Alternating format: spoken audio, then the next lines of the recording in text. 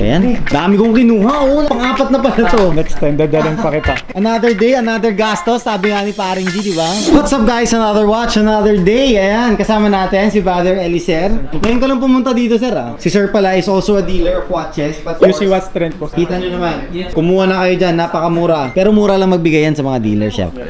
Anong dala mo ngayon? So he's selling us some watches, ha? O isa-isahin ba natin? Sige. This one first. Date just 36mm, okay. Blue dial. Reference 126234. Year model 2021. How much? Pag-usapan natin siya, 470. Wala nang may bababa doon. Actually, it's a good price na guys for a reseller kasi bebenta natin ito ng mga nasa 550 to 600 but of course, negotiable pa. Let's see. This is very good and very in-demand na dial. The blue one. Sobrang bilis actually mabenta sa amin ng mga blue. Okay, so this is one. Ano yung next natin? Yes, sir. Okay, reference nito is 116610 LV. I think Mark 2 siya. This is around 2017. Kasi para lang makabisado yan dito sa clasp. So pag hindi na siya makintab, 2015 pataas na siya. Polished na yung inner clasp. So that's 2015 pataas na. Polished na siya. No card. Has RNR authentication. Saan galing, brother?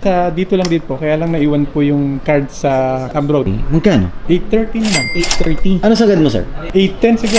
Ayaw mo ng mas mababa sa 8? Magkano ba kung sakali? 780. Sagad mo na sa 800 siguro. 785. Deal na. Tapos wala pang box, di ko makakonsider yan. 785.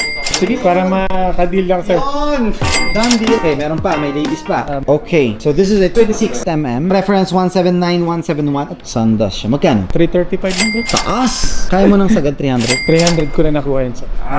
Ang hirap pala. Guys, kung ano man sabihin kasi ng mga co-dealers ko, pag sinabi nilang nakuha ko talaga ng ganitong presyo, ayoko nang syempre mag-doubt na hindi, baka hindi nagsasabi ng totoo. Walang ganon. So, benefit of the doubt lagi. Tama, totoo yung sinasabi nila. They're being honest. 300 talaga kuha nila. Of course, hindi man ako papayag na fast break sa akin na wala silang krita. 315? 320 siguro.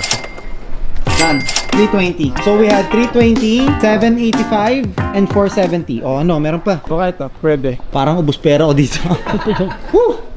36mm naman. Kakabenta ko lang pero mother of pearl, no? Pero ito hindi to mother of pearl eh. How much? 475.